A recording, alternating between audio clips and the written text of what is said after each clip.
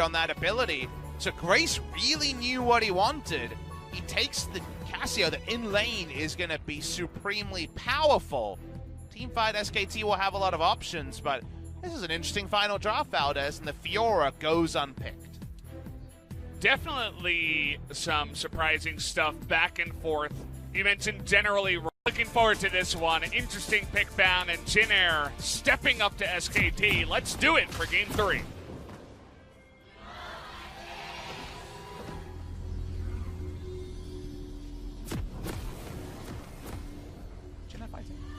There we go. I was giving them a pity one, but they worked it out. Anyone on the stream heard that one. So thank you for the help, Papa. Slenderong, but it does relieve a bit of pressure from mid and bot lane, which are kind of in disarray before this moment. It's one of those things where if you trade flash for flash and Linderong doesn't have to flash, he could get it all in. Flash forward here, and he's going to pick it up, gets the knock up. And first blood goes to Linderong, who makes it look easy against Khan. And that's a successful gank from Malrong. If you're going to trade jungler flash, and now there's kind of 3 forest fires, top, mid, and bot lane, and 1 Skarner ultimate, and 1 Skarner that could be deep water Valdez. Nice all in here. Hits everything, finishes off the kill, overkills by plenty. He was already calling it early. He was calling solo kill from the start. Yeah. That's all he said. He's like, solo kill. That's it. I heard top something, and I knew that was top solo. It's going to be a later wit set. It's only a single magic damage champion on the side of Jin Air. So losing flash, not being able to overextend and being targeted, there's a chance that Khan can't provide anything as the game goes on. Take a look at this. They read where that ward is, and now with the chilling smite and the ultimate coming on in, but he's going to get stunned, and Clint comes in for the alley-oop. And another guy is going to get in there as now the mid laner, and there is Linderong to get that 1 kill. But he is easily going to be punished here at the backside of it, as Faker is able to pick up 1, as well as Clid, and Grace not able to help out much. On where the ward is. This play to this point is fine, but at some point you don't have vision on Skarner. If he's bot side, you're done. That means they trade down around one of the areas of strength and actually allow Khan some incidental gold and bails him out of a bad situation. Linderong himself at least was able to barely pick up that kill towards the end, but if the Kennen got even a little bit farther out of the Infernal Chains, he would have been safe, and that would have been a 0 for 2. So now Jin Air, not willing to take their foot off the pedal. They immediately go to the Rift Herald here at 10 minutes, and they're going to take it here with ease. Now this is something you do like. This is aggression, not greed. The reason why the previous play is greed is make the same play, but then miss the Prey Seeker back away. There are objectives in 2019 values. It's not like before where like, why did I waste my time? Yeah. There's these turret plate things. You would have got a couple. Kennen wouldn't have been near the turret. Instead, they're going to get the turret plates anyway, but they do inject needed gold into the side of SKT because of their greed. That they do. This bit kind of needs the other parts around him to follow his lead. Everybody's really excited to take Cloud Drakes today. We've had a couple of teams that really love it. This is another one, actually. You get the Skarner in there. Even Kennen's going to like it. So they'll be happy to take it. Now the Rakan is going to need it more than ever on this patch as well. Actually a very high-value Cloud Drake now that you mentioned about it. Good catch there, because in-combat movement speeds for everyone, the out-of-combat movement speeds for people who are trying to catch, and you already outlined 3 of them. Gonna be happy to see that. Baker with enough AP. With Proto Belt in, then actually the Casio matchup is a lot easier for him because he can just Q Proto Belt and then leave the minion wave and not take free damage. So we're getting to the point where things calm down in the mid lane. We're not getting any calm in the top side, but SKT seem to be aware that this camp is real. They have their eye on it for now, as there will be Malrong spotted on the control ward, but loading up with his ultimate. Obviously at 13 minutes, no QSS is complete on either side, and well, let's do this one more time. Yeah, let's do it again here, as Slicing Maelstrom does come in. Do they have the damage though? Look at Khan, able to flash out, is going to be able to go down though, as now Malrong will eat it, but actually the ult there from Faker stolen is going to make things dangerous for Linderong. Now we have an Ignite in the bottom lane, but that lane is a little bit different now as time has gone on. No all-in could be completed. No depth charge invested. One Khan missing 2 easy last hits, including a cannon. So I found it hard to look away from that one. Those are the ones you have to point out. You don't want to do everyone, but here's Klid, wants to point himself out, wanting to burst down this Aatrox, gonna make it look easy, and now they're gonna find Malrong here as Faker. He's got that Void Rush, he wants to get the kill. Malrong is gonna flash underneath though, and they are gonna respect it.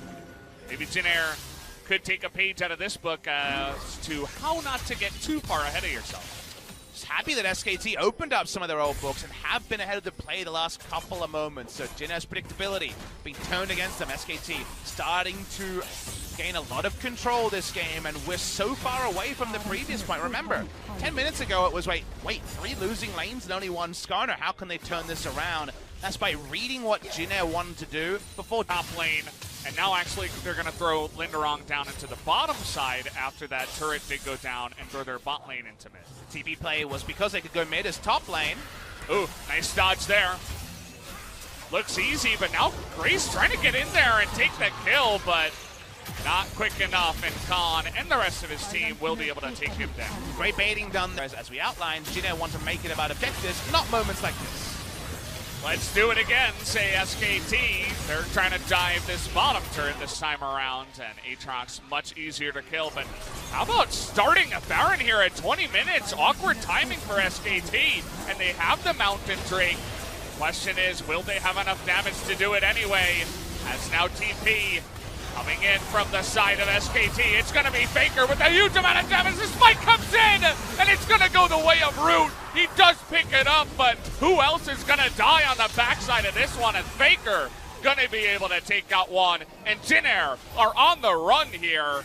Although Faker getting a little bit far ahead of himself, but looking to go for the outplay here on the Grace. Gets the knock up into the Rakan, and will be able to shut him down. SKT mop up the kills. They get all but 1 on the side of Jin Air, largely just for the gold. Up from their follow kills. They're understandable from Jin Air to try to make this play because they have so much Baron damage with the Mountain Drake. But the all-in could have meant this Baron could have gone anywhere. It was an early smite from the Rek'Sai, and then Xayah, of all people, at 133 health, was the one to kill off that Baron. Faker has been so on point this game, roaming to keep SKT in a game that felt like it was out of their hands in the early game, and even pulls off the nice outplay to take down Grace at the end.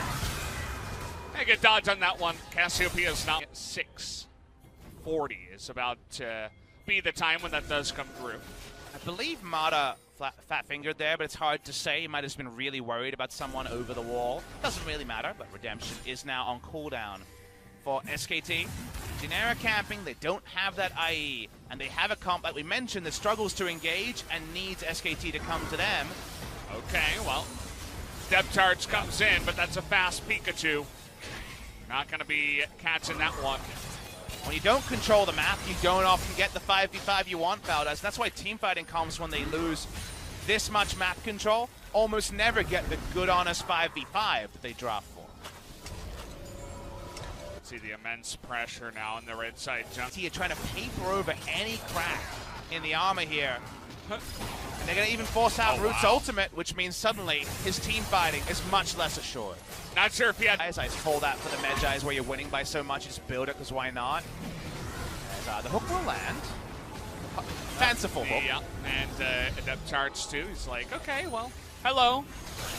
And, see you later. Faker's just walking by this brush. He's like, yeah, I don't really care.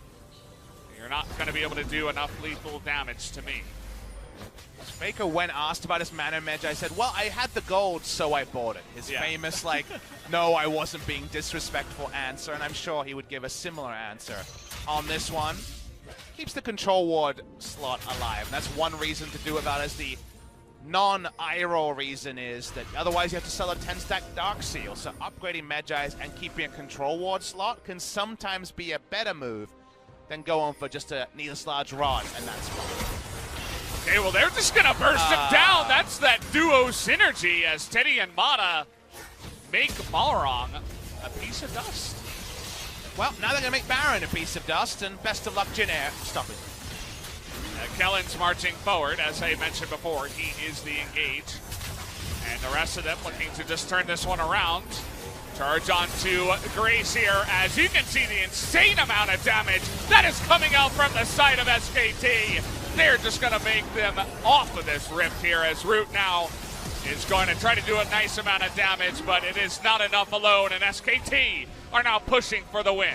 SKT should be able to close the game here. They're TPing back to keep the minions alive. Is Khan get his health bar back as well.